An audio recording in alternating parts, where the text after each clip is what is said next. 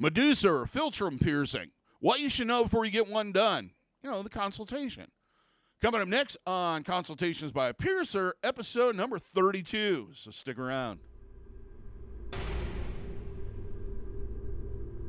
For those that are new to the channel, welcome to the Body Piercing and Tattooing channel. I hope you're enjoying the videos, hoping you're finding them helpful and useful, but you might not know who I am. My name is DaVo. I'm a professional body piercer and have been since 1994. I own and operate the Axiom Body Piercing Studio, located right here in Des Moines, Iowa, inside Skin Kitchen Tattoo. Piercing we're going to talk about today is the Philtrum or Medusa piercing. The piercing that's dead center in just below your septum bone, or septum. Usually done with a flat back labrae. It's a pretty common piercing and it's gained a lot in popularity over the last couple years. So let's talk about healing time and etc. Average healing time on these is anywhere from 8 to 12 weeks. During which time, I'm going to suggest that you clean it twice a day using a sterile saline spray, such as Neomed's Piercing Aftercare, or something comparable. When getting saline, if you can't get it directly from your piercer, always look at the can. It should say sterile on it. It should be in a pressurized can. And when you turn it over on the back, it should only say sodium chloride and purified water. There shouldn't be anything else in there. If you see a lot of chemical names, that's not the saline for you. Now, there's kind of two ways these deliver. One is the fine mist, which is my favorite, the Piercing Aftercare version. The other version can come out like a squirt gun. It'll hit you about 30 feet away if you really torque that thing.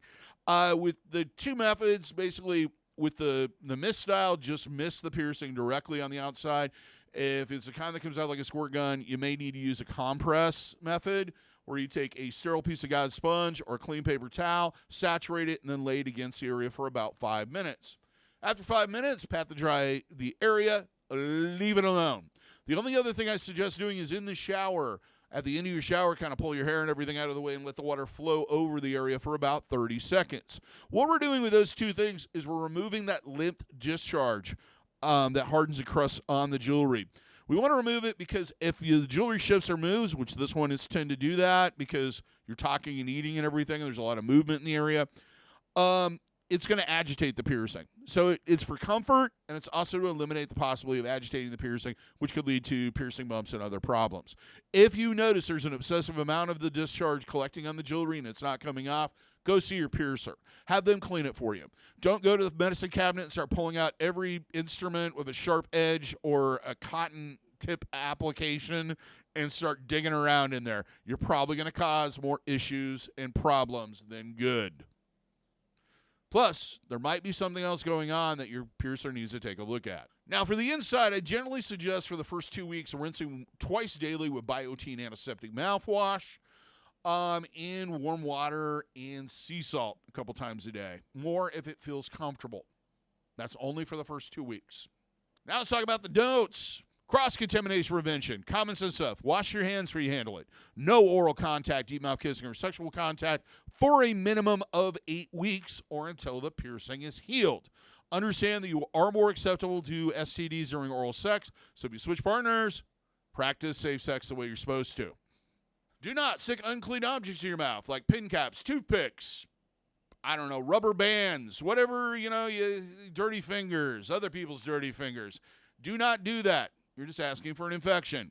Do not share food items or utensils with other people. Make sure that your own utensils are cleaned on a regular basis. It's a good idea to start with a fresh toothbrush just to be on the safe side.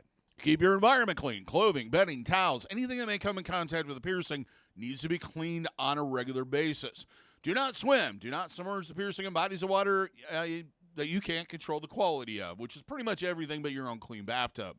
If you can put your whole body in it and move around, chances are, no matter how many chemicals are in there, it's going to have microorganisms in it living, and those could lead to an infection. So it's best to just not swim until it's healed. Keep pets away from it. Don't let them sleep in the bed with you, especially those smaller animals that like to sleep up in your face and steal your breath while you're sleeping. Now let's talk about trauma, swelling, and etc. Do not sleep on the piercing. Do not spin, rotate, or move the jewelry. Do not play with the piercing. For the first week or so, it's a good idea to stick with simplistic foods. Eat slowly and carefully. Reduce the possibility of contact. Also, cut down your intake of tobacco, alcohol, cannabis, hot and spicy foods, or anything that may agitate your mouth. If it hurts to ingest it, you probably shouldn't be.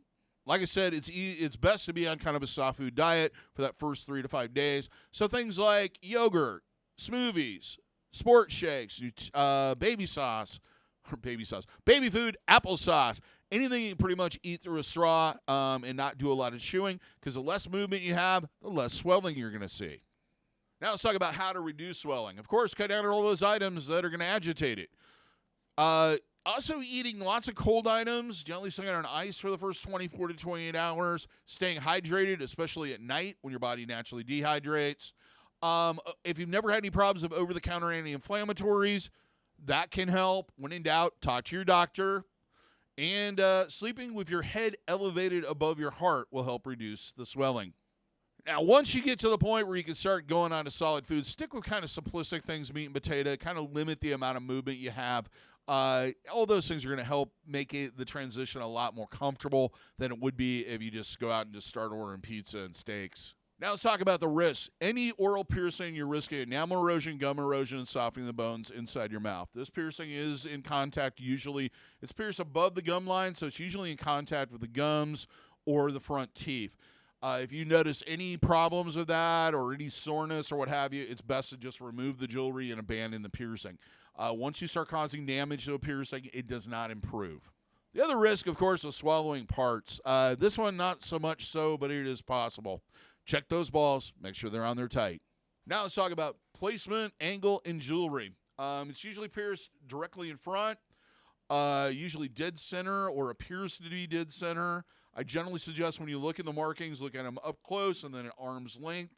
Also, it's a good idea to do your piercer will probably have you do various different funny faces to try to get an idea of how much movement there's going to be and how that's going to adjust and possibly affect contact with the inside of your mouth.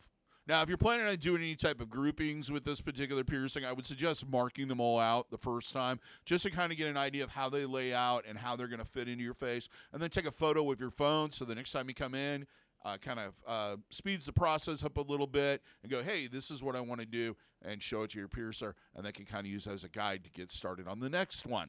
As far as jewelry, this one I suggest internally threaded labret studs. I don't suggest you can do this with threadless, but it's going to be a higher risk of catching it and the end falling off and then all kinds of other problems. Usually threadless, it's possible, but I usually suggest threaded jewelry. Usually 16 gauge. The length should be roughly equivalent to the thickness, plus maybe another quarter of an inch or so to allow for swelling. Now let's talk about pain in the piercing experience. Usually most people say on a scale of 1 to 10, this is between a 2 and a 4 if 10's the worst. It should be pierced outside to inward. Usually the way that most common method is to clamp with a set of Pennington forceps, insert the needle in and through, and then push the needle out with a threaded guide pin, thread on the labret stud, push it through. I like to use hemostats to hold that in place while I screw on the end, and then we're done. This piercing can bleed a little bit, mainly because that guide pin is often, it's tapered, so it can be thinner in some spots, and that can leave a kind of a gap that'll cause it to bleed a little bit during the jewelry transfer and insertion. Usually you'll see a little bit of throbbing and aching immediately after. That usually lasts a few minutes.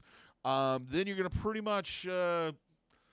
you might see a little bit of slight beating, but not much. Then if you bump it, you're going to know it. Usually, I generally suggest the more isolated you keep the piercing, the more you don't talk, the more you don't eat, the more you take it easy, the better off you're going to be. Now let's talk a little bit about anatomy. Most people have the anatomy for this piercing if they have an upper lip. The only time I would really advise against it if it's a situation where it can't be placed, where it is under the tendon, the perineum tendon that's on the top. It needs to be under that, and it also needs to be either below the gum line or above the gum line. If that isn't an option and it ends up right on that gum line, that might be a problem. Also, downsizing. I generally suggest downsizing the jewelry in roughly 2 to 4 weeks. This piercing, you do want a shorter post in there to reduce the amount of contact it has with teeth and gums. Most piercing studios will offer a little bit of a discount on jewelry when you downsize, or will do it for free. Also, usually they don't charge for it. I really suggest you have this professionally done, especially if it's during the healing period. One thing I did forget about normal reactions is it's normal to see redness, discolorization, heat, tenderness to touch, inflammation, swelling, often on anywhere from 3 to 5 days. Also with this piercing, the inside, it's not uncommon for to see a white ring of tissue form around it. Scar tissue is usually kind of clear or opaque inside your mouth. It's also not uncommon to see this nasty looking yellowish stuff that hangs off of it. That is like the lymph, it's the discharge, the crusties crust on the outside. On the inside, it forms these long strings because it can't harden. Another thing that's common with Libre style piercings is nesting, where the disc will kind of indentate a little bit into the tissue. That isn't something you need to be overtly worried about. The only time you'd be worried about it is if it seems like the tissue is starting to grow over that disc. Now let's talk about what you should consider. This will affect eating and drinking, so it's a good idea to plan ahead and have those things on hand. You will need to change your diet. There's no way around it, at least for the first week or so, and then it's going to affect eating a little bit. It's going to be uncomfortable. It's going to affect drinking, etc. So prepare for that in advance. Downsizing. Already mentioned it. It's a good idea to downsize in roughly 4 to 6 weeks. You want to also consider that if you have any upcoming events or dinners that you postpone the piercing until afterwards, because it's not going to be comfortable to be going to this event and have that piercing and not be able to eat what you want to. And there may not have things that are available that you can eat. If you're going on vacation or out of town for business, it's best to wait until afterwards or postpone that trip until the piercing is healed. When you go on vacation, you generally want to swim, so that's one problem. You also can't control how clean the environment is that you're in, and it's going to be one more hassle to deal with during your vacation where you're supposed to be relaxing. It's usually best to wait until afterwards. Lastly, hobbies, sports, and activities. If you're involved in any type of organized sport or activity, you may not be able to wear this jewelry while participating. Do check with those in charge beforehand. Don't just do the piercing and go, yeah, I'll deal with it when I go in. Talk to them beforehand. There's not really any way you can hide this piercing. Same thing goes for jobs. Check out your dress code and talk to your boss before you get the piercing done, because it may affect whether or not they're going to let you stay and work.